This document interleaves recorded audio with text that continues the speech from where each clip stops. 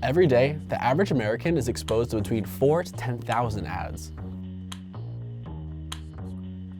We're bombarded by them while we surf the net, watch TV, or even while walking around. But what if there were more ads, ones that we don't consciously consume? What if advertisers found a way to tap into the subconscious? For example, as I was just talking, did you see that? Ah, right there. It's just a frame long, just short enough that most people wouldn't notice. This is an example of a visual subliminal message. And did you just hear that? Let's bring that noise up to the front. Subscribe to Cheddar. This was playing at intervals during the last minute. It's an example of an auditory subliminal message. Subliminal messaging has been fueling paranoia since the 1950s. But does it really work? Let's dive into its bizarre history to find out. And while you're here, hit that subscribe button.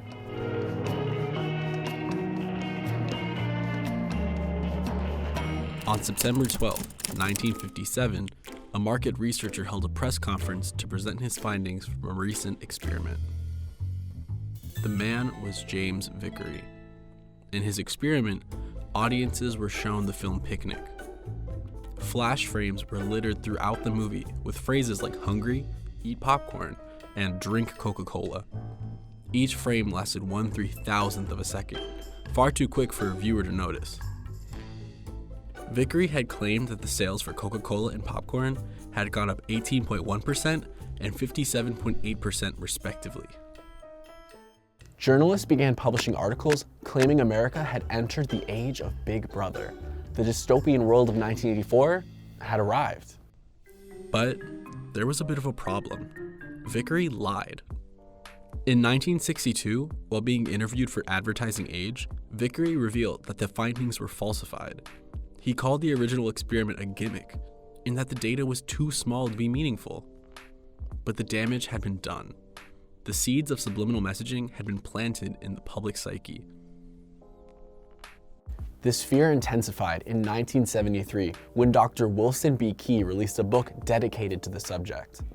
Subliminal Seduction discussed the ways in which advertisers prey on the public psyche by hiding secret messages.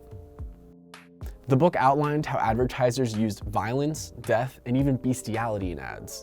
But like last time, there was a problem. Many of the examples that Key looked at were instances of confirmation bias, much like people seeing religious figures in their corn chips.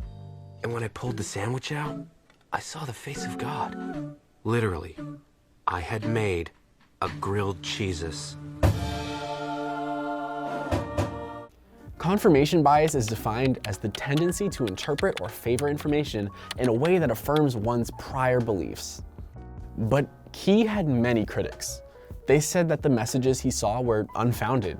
Similarly, studies have come out since the publication of Key's book arguing that people were in search of subliminal messages and thus ended up believing that they found that evidence, whether subconsciously or not. And as the saying goes, if you go looking for something, you'll find it.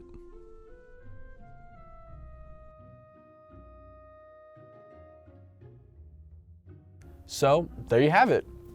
The main studies that confirmed the potential of subliminal advertisements have been proven false. But that doesn't mean that it's impossible.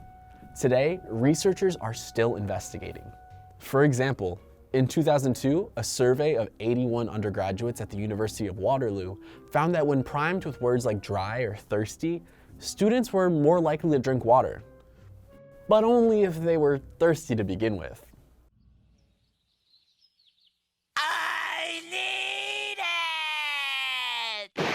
And more recently, in 2015, BBC journalist Phil Tinline, under the guidance of Dutch researcher Wolfgang Strobe, decided to recreate James Vicary's infamous Coca-Cola popcorn experiment. Strobe and Tinline gathered a group of volunteers for a viewing at a movie theater. All participants were given chips to increase their thirst prior to seeing the clip. The words Lipton tea were flashed throughout for the experimental group, and the audiences were then given the choice between water and tea. Sure enough, the results were inconclusive. There was not enough of a margin between the Lipton and water drinkers of the experimental group and the Lipton drinkers of the control group to make a statistically relevant argument. In the end, it wasn't about, there was no statistically significant result, I think tells its own story, combined with the labours I put myself through and put many other people through.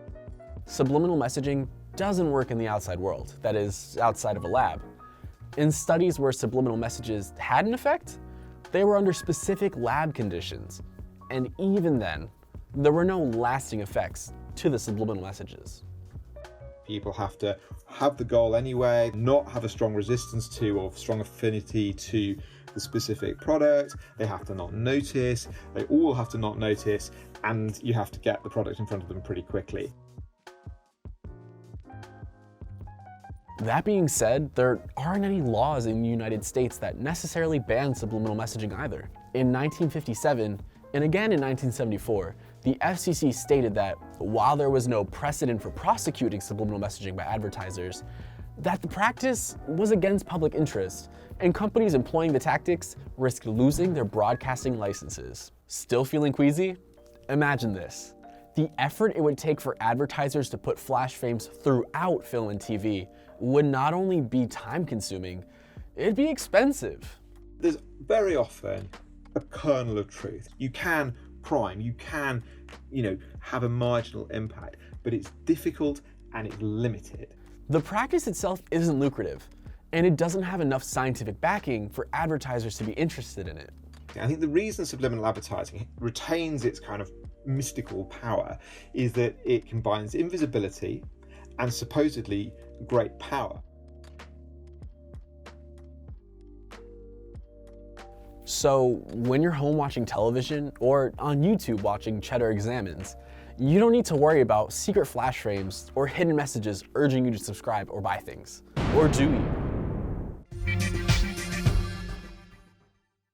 But seriously, subscribe. We've got tons of new content explaining all the things that make you scratch your head, and you can catch it all here at Cheddar.